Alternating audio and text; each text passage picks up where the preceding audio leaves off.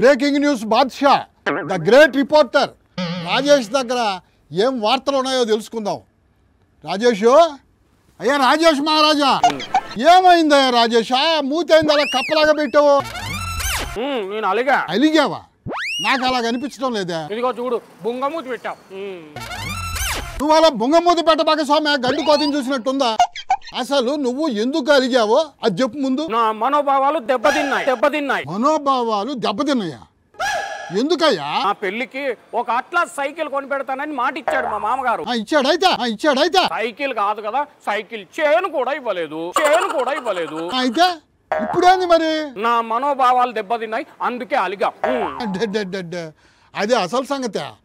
అసలు నీ పెళ్ళి ఎన్ని సంవత్సరాలు అవుతుంది రాజేష్? 12 ఓరి నీ దుంపదగా, పురాతన కాలం నాటి వస్తువు తవ్వకాల్లో బయటపడ్డట్టు 12 ఏళ్ల క్రితం నాటి సంగతి రాజేష్ నీకు ఇప్పుడు గుర్తొచ్చిందా? 12 ఏళ్ల క్రితం జరిగిన దానికి ఇప్పుడు నీ మనోభావాలు దెబ్బతిన్నాయా? మా నాయన 12 సంవత్సరాలు అయితే ఏంటన్నా, దానికి ఏమైనా ఎక్స్పైరీ డేట్ ఉంటుందా ఏంటి? ఊరుకో, ఏం మాట్లాడుతున్నావు నువ్వు? బుర్ర ఉంది అసలు నీకా? ఇన్నేళ్ల తర్వాత మనోభావాలు దెబ్బతింటాయా? అదేంటన్నా, ఆయన ఎవరో డైరెక్టర్ సంవత్సరం క్రితం పెట్టిన పోస్ట్ కి ఇప్పుడు ఎవరికో మనోభావాలు దెబ్బతిన్నప్పుడు 12 ఏళ్ల క్రితం జరిగిన నా అవమానానికి ఇప్పుడు నాకు మనోభావాలు దెబ్బతింటే తప్పే ఉంది చెప్పు. అయ్యయ్యా, పెద్ద సమస్య వచ్చిందిగా.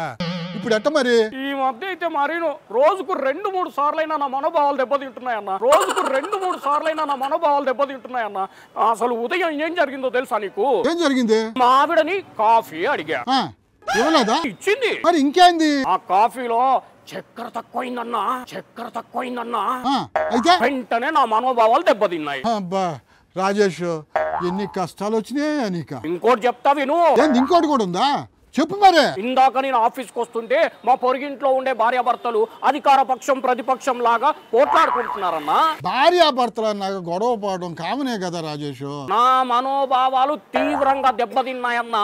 వాళ్ళిద్దరూ గొడవ పడితే వాళ్ళ మనోభావాలు దెబ్బతినాలి కానీ మధ్యలో నీ మనోభావాలు దెబ్బతినడం ఏందా?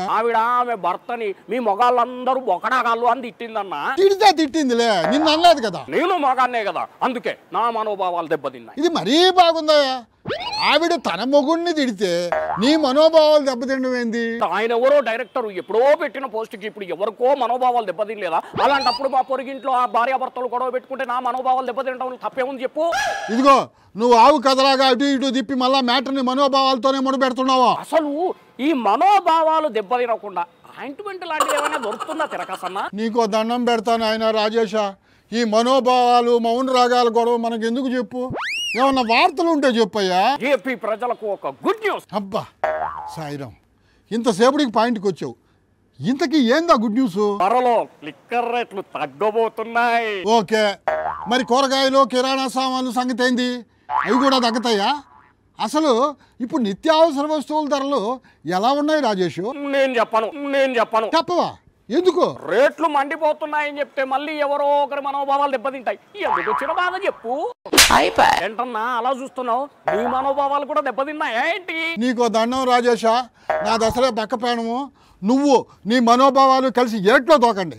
నీ రిపోర్టింగ్ సంగతి పక్కన పెట్టి అర్జెంటుగా స్టూడియోకి వచ్చేయి. కదులయ్యా.